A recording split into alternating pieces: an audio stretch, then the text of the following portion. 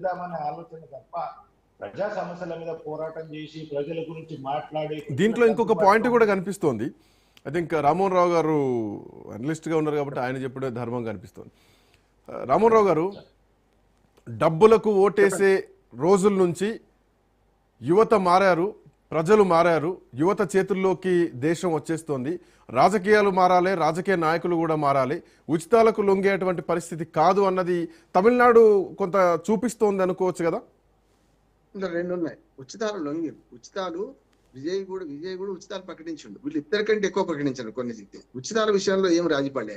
అంటే ఇంకో పాయింట్, మీరు ఉచితాలు విజయ్ ప్రకటించారు కరెక్టే, కానీ విజయ్ ఎంచుకున్నటువంటి మొహాలు ఎవరు ప్రజలకు కూడా తెలియదు. సో ఆ పథకాలని విజయ్ మాటలని నమ్మి ఓటేసేటువంటి పరిస్థితి ఉండదు కదా. ఈ రెండు పార్టీల మధ్యన ఉచితాలు గనక నేను తీసేస్తా అంటే నలిగిపోయేవాడు. కానీ రెండో పెద్ద విషయం డబ్బులు ఎక్కడ మంచలేదు, సమస్యలే ఏమన్నా కానీ డబ్బులు కార్యకర్తలు కూడా కానీ వాళ్ళకి టికెట్లు ఇచ్చినప్పుడు డబ్బులు ఎవరు పంచారు? ఇది విజిల్ బ్లోయర్స్ విజయం అంటున్నాను. విజిల్ వాళ్ళ గుర్తు, విజిల్ బ్లోయర్స్ గా ప్రజలు మారిండ్రు. అందరూ కూడా మేము ఈ న్యాయాన్ని గెలిపిద్దాం అనుకున్నారు. ఇది ఒక మంచి మార్పు. మేము లోక్సత్తా నుంచి ఉద్యమ సంస్థ నుంచి 27 ఏళ్ళ నుంచి కొట్లాడుతున్నాం. నిజంగా చెప్పాలంటే చాలా వరకు మన పోయిన పవన్ కళ్యాణ్ గారు కూడా డబ్బులు వంచకుండా ఆ 2 సీట్లు పోయినా సరే అని ఊరుకున్నారు, డబ్బులు వంచలే అప్పుడు కూడా. ఇప్పుడు సరే కూడా ప్రభుత్వం వచ్చిన వేరు, కానీ అట్లానే విజయ్ కూడా ఇప్పుడు మొత్తం తమిళనాడులో రూపాయి వంచకుండా గెలిచిండు. అదే చాలా పెద్ద విజయం అంటున్నాను నేను. మీరు మంచి విషయం చేశారు, ఖర్చు పెట్టుకున్నారు కూడా, సంపాదించిందంతా ఖర్చు పెట్టుకున్నారు.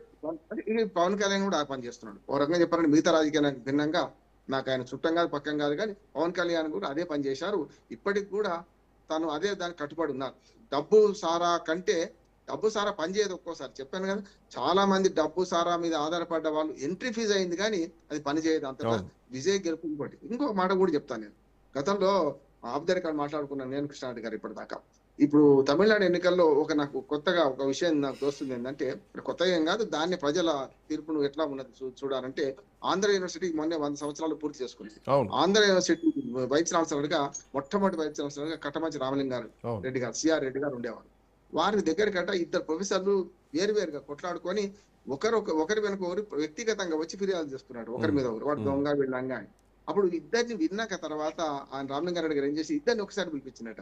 మీ ఇద్దరు చెప్పేది నిజమే, నువ్వు ఆయన మీద చెప్పింది నిజమే, నువ్వు నీ మీద చెప్పింది నిజమే, ఇద్దరు దొంగలే కనుక ఇద్దరిని డిస్మిస్ చేస్తున్నాను ఇంటికి పంపించిందట.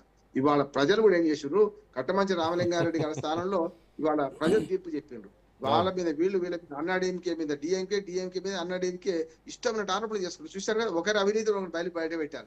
అన్ని జరిగినాయండి. గత 50 ఏళ్లుగా ఈ రెండు పార్టీలు చేస్తున్న మొత్తం మోసాన్ని మొన్నటి ఎన్నికల్లో ప్రైవేట్ పెట్టారు. మధ్యనున్న ఎవరు మనకు విజయ్ కనపడ్డారు. అయితే ఇద్దరు దొంగలే కనుక వీళ్ళ కోటేద్దామని ప్రజలు తీర్పిచ్చారని నేను అనుకుంటున్నాను. ప్రజా తీర్పు కొంచెం ఇంకా నిజంగానే తన ఎస్టాబ్లిష్ అయ్యి కొంతవరకు మంచి కార్యకర్తలు ఉండి కొంత, మీరు ఇంకొక మాట కూడా చెప్పాలి, సాంప్రదాయ పార్టీ నుంచి ఒక్కరు కూడా ఈయన పార్టీకి రాలే. అసలు గతంలో ఎన్టీ రామారావు గారు పెట్టినప్పుడు రాజన్న భాస్కర్ రావు లాంటి వాళ్ళు చాలా మంది అనుభవకులు వచ్చింది, కానీ ఇక్కడ ఒక్కరు కూడా రాలే, ఏది ఏ పార్టీ నుంచి కూడా. అటువంటి దానిలో కూడా ఇంత విజయం సాధించారు అంటే ఒకవేళ కొంత ఏది నమ్మకం లేక నిజంగానే వద్దురు రాజకీయ నాయకులకు కులము మతం ప్రాంతం ఇవేమి ఉండవు, ఎన్నైనా కలుస్తారు, ఎన్నైనా అడ్జస్ట్ అయిపోతారు. విజయ్ గెలుస్తారనే ఒక్క ఉప్పంది ఉంటే ఇప్పటికి డిఎంకే సగం ఏఐడిఎంకే ఖాళీ అయ్యేది, మూడో పార్టీగా మొత్తం మెర్జ్ అయ్యేవాడు చూస్తున్నాం. కనుక చూస్తున్నాం ఆంధ్రప్రదేశ్ రాజకీయాలు చూస్తున్నాం కదా, మొత్తం ఇట్టించి అటు అట్టించి షిఫ్ట్ అవుతున్నారు చూస్తున్నాం. అధికారం ఎవరో వస్తే వాళ్ళు దిగిపోతున్నారు. ఇక్కడ అది జరగలే. అంటే డిఎంకే గెలుస్తుందని వాళ్ళు గట్టిగా నమ్మారు, ఏఐడిఎంకే బీజేపీ కూడా ఇస్తారు, వీళ్ళు నమ్మారు. ఇద్దరి మధ్యన ఆట పార్టీ పండు పనికి రాకుండా పోతారన్నారు. కానీ నేనేమంటున్నాను, ఒక ఆటలో ఆటి పండు కాలేదు. నేను ఒక మాట అన్నా, కింగ్ మేకర్ అవుతారన్నారు, కానీ కింగే అయింది. కింగ్ మేకర్ కాదు, కింగే అయ్యాడు, గేమ్ చేంజర్ అయ్యింది, మొత్తం గేమ్ నే చేంజ్ చేశాడు. కనుక ఈ గేమ్ చేంజింగ్ లో అవసరమైనంత మెజార్టీ లభించలేదు. ఒక్క తమిళనాడు తప్ప మిగతా 4 రాష్ట్రాల్లో పూర్తి మెజార్టీ, అంటే అబ్సల్యూట్ మెజార్టీ 2/6 కంటే ఎక్కువ ఇచ్చిన సందర్భం చూసినాం. ప్రజల తీర్పు కొంచెం ఇక్కడికి వచ్చే కల్లా వాళ్ళు అందుకోవాలి, వాళ్ళు విజయ్ని అందుకునేంత తీర్పు రాలే. ఒక విజయ్ అందుకోలేకపోయిన ఆ తీర్పును, అదొక లోపమే. కానీ అన్నా డిఎంకేతో ఇప్పటికి నేను అంటున్నాను, డిఎంకేతో కలిసినా మోసపోతాడు, కానీ ప్రజలు హర్షించరు. ఒకవేళ డిఎంకే కాకుండా డిఎంకే మిత్రపక్షాలు ఉన్న సిపిఐ, సిపిఎం, కాంగ్రెస్, ఇతర చిన్న చితక పార్టీలు 8 మంది 10 మందిని కలుపుకొని చేస్తే సరిపోదు.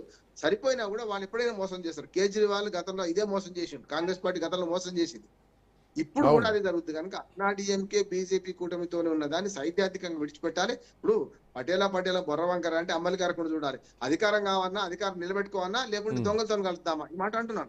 పరిశ్రమగా ఉంది. ఆ నిర్ణయించుకోవాల్సిన బాధ్యత ఇవాళ విజయ్ది. విజయ్కి మీకు మెజార్టీ ఇచ్చినా మీరు ఎట్లా పరిపాలన చేస్తారో చేయండి అని అడుగుతున్నారు. అప్పుడు ఏం చేయాలి? రాజకీయంగా శత్రుత్వమో సైద్ధాంతికంగా చూడొద్దు. అంతేందుకు మమతా బెనర్జీ గతంలో బీజేపీతో స్నేహం చేయలేదా? మరి ఇప్పుడు బీజేపీ మద్దతు పార్టీ అయింది కానీ ఆమె చేయలేదు. అప్పుడు చేసి కలిసి పోటీ చేయలేదా? అందుకని రాజకీయాల్లో ఇవన్నీ కొంచెం అతీతంగా చూడాలి. అన్నాడీఎంకే వాళ్ళే ఎక్కున్నారు. మీరు అన్నట్టు ఒక్కటే బీజేపీ సీట్ ఉంది కనుక బీజేపీ సైద్ధాంతికంగా నేను వ్యతిరేకిస్తున్నా అని కొన్ని తప్పు చేస్తే విజయ్ని ప్రజలు క్షమించాలంటున్నాను. విజయ్ ఇప్పుడు తప్పటి అడిగేస్తే ఇప్పటిదాకా సరే స్ట్రేట్ ఫార్వర్డ్ గా వచ్చిండు. ఇప్పుడు దానికి తప్పటి అడిగేసి ఏమైనా కొంచెం లౌకికవాదము అనే ఒక ఛాందసవాదంతో పోతే మాత్రం ఆయన మళ్ళీ నష్టపోతారు అంటున్నాను. సార్ వాస్తవానికి అంటే ఇక్కడ చాలా ప్రయోగాలు జరిగాయి. కమల్ హాసన్ కావచ్చు, ఈవెన్ రజనీకాంత్ కూడా రాజకీయాల్లోకి వస్తూ ఉన్నారు, పార్టీ ప్రకటిస్తూ ఉన్నారు, మళ్ళీ బ్యాక్ స్టెప్ తీసుకున్నారు, సో కోవిడ్ అన్నారు, రకరకాల ఈక్వేషన్స్ వచ్చాయి. వీటన్నింటి అనుభవాన్ని దృష్టిలో పెట్టుకొని కూడా విజయ్ ఒక భారీ ప్రయోగం చేశారనే చెప్పాలి. ఎందుకంటే వాళ్ళు కూడా సూపర్ స్టార్లే, రజనీకాంత్ కానీ కమల్ హాసన్ కానీ. వాళ్లకు రానటువంటి ప్రజాదరణ విజయ్కే భారీగా వచ్చింది. విజయ్ ర్యాలీలకు ఈవెన్ మనం కూడా క్రౌడ్ పుల్లింగ్ అని అనుకున్నాం దాన్ని, బట్ అది ఓట్ పుల్లింగ్ దాకా వచ్చేసింది. శ్రీకాంత్ గారు ఒక మాట, కమల్ హాసన్ ముసలోడు, రజనీకాంత్ ముసలోడు అయిపోయాడు, మళ్ళీ అవే రాజకీయాలు కాదు. విజయకాంత్ యువనంలో ఉన్న అప్రోచ్ విజయకాంత్ కూడా చెప్పుకోవాలి మనం. విజయకాంత్ డిఎంకే మద్దతు పోయింది చూడండి, దుర్మార్గం. మొట్టమొదటిసారి అంటే ఎంజి రామచంద్రన్ తర్వాత దాన్ని కొనసాగింపుగా జయలలిత వచ్చింది కానీ జయలలిత కొత్త పార్టీ కాదు. మొదటి నుంచి నేను జయలలితను 2 సార్లు అయినా 3 సార్లు అయినా ఆమె కొనసాగింపే. MG Ramachandran gate. అట్లా కరుణానిధి గ్రేట్. కరుణానిధి కూడా సినీ ఫీల్డ్ వచ్చినాక 50 మంది దాకా చిన్న చిత్తగా వాళ్ళు వచ్చారు. ఒక 5-6 అయితే ప్రధానంగా నేను చెప్పిన మన విజయకాంత్ గానీ లేకుంటే కమల్ హాసన్ గానీ మన రజనీకాంత్ పార్టీ పెట్టకుండా పోయిండు. ఒక రాజ్యసభ సభ్యత్వంతోనే సంతృప్తి పొందిండు ఇటు మన కమల్ హాసన్ డిఎంకే ద్వారా. కనుక చూసుకుంటే వీళ్ళందరినీ ఎందుకు నమ్మలే ప్రజలంటే వీళ్ళు వ్యక్తిగత స్వార్థంతో పోయిండ్రు. ఇంకోటి సినిమాలలో రిటైర్మెంట్ ఏజ్ ఓ రకంగా చెప్పాలంటే వీళ్ళిద్దరు కదా, రజనీకాంత్ గానీ మన కమల్ హాసన్ గానీ. అటువంటి వాళ్ళు ఆ సినిమాల్లో సినిమాలు తీసుకొని ఇక్కడికి వచ్చింది కదా అనే దాన్ని కూడా నమ్మలేదని వాళ్ళకు కూడా తెలిసింది. కానీ విజయ్ అట్లా కాదు, మంచి ఫామ్ లో ఉన్నప్పుడు వచ్చిండు. అట్లాగే వీళ్ళిద్దరి కంటే మిగతా పార్టీలలో కంటే యువతను ఆకర్షించగలిగే ఉన్నది, మళ్ళీ మంచి చరిస్మా ఉన్నది. ఇవన్నీ కలిపిన ఒక వ్యక్తిగా ఆయన చూసిండ్రు. కానీ ఎవ్వరు ఊహించని సార్ ఇందులో సార్ ఇప్పుడు ఉన్నటువంటి పరిస్థితుల్లో అంటే భారతీయ జనతా పార్టీ పెద్దగా ఏం పర్ఫార్మెన్స్ చూపించలేదు. విజయే ఒక డిమాండ్ పెడతారా? ఫస్ట్ పాయింట్ ఏంటంటే ఇందాక మీరు అన్నట్టు డిఎంకేని చాలా తీవ్రంగా విమర్శించారు కాబట్టి డిఎంకేతో పొత్తు పెట్టుకుని ప్రభుత్వాన్ని ఏర్పాటు చేస్తే ఖచ్చితంగా విజయ్ విమర్శల పాలవుతారు. అండ్ సెకండ్ పాయింట్ ఏంటంటే గతంలో ఏడీఎంకే విజయ్ని అప్రోచ్ అయ్యారు, ఏడీఎంకే కూటమిలో కలవమని చెప్పేసి ముఖ్యమంత్రి పీఠం ఇస్తేనే కలుస్తా ఉన్నటువంటి చర్చలు వచ్చాయి, డిప్యూటీ సీఎం ఇస్తా ఉన్నటువంటి మాటలు వచ్చాయి. వీటన్ని నేపథ్యంలో విజయ్ ఈరోజు తన బలమేంటో చూపించి నిల్చున్నారు. సో విజయ్ ఏమైనా షరతు పెడతారా? మీరు బీజేపీతో, ఎందుకంటే సైద్ధాంతిక శత్రువు కాబట్టి బీజేపీతో మీరు విడిపోతే ఏడీఎంకేతో పొత్తులో యాక్సెప్ట్ చేసేటువంటి డిమాండ్ ఏమైనా పెట్టే అవకాశం ఉంటుందా? ఏడీఎంకేకి పెడితే నష్టపోతాడు. ఏమంటే నా ఒక్క సీట్కి ఏమున్నది అట్లా అనుకుంటే మరి డిఎంకేతో విడిపోయి వీళ్ళు ఇస్తా అంటే ఎందుకు తీసుకుంటాడు? ఇది కూడా తప్పైంది కదా, మరి సైద్ధాంతికంగా అది కూడా తప్పైంది. ప్రభుత్వాన్ని ఏర్పాటు చేయడానికి ఏదో ఒక ఆప్షన్ కావాలి కదా, ఇక్కడ ప్రభుత్వం ఏర్పాటు కావాలి కదా. ఇప్పుడు అప్రోచ్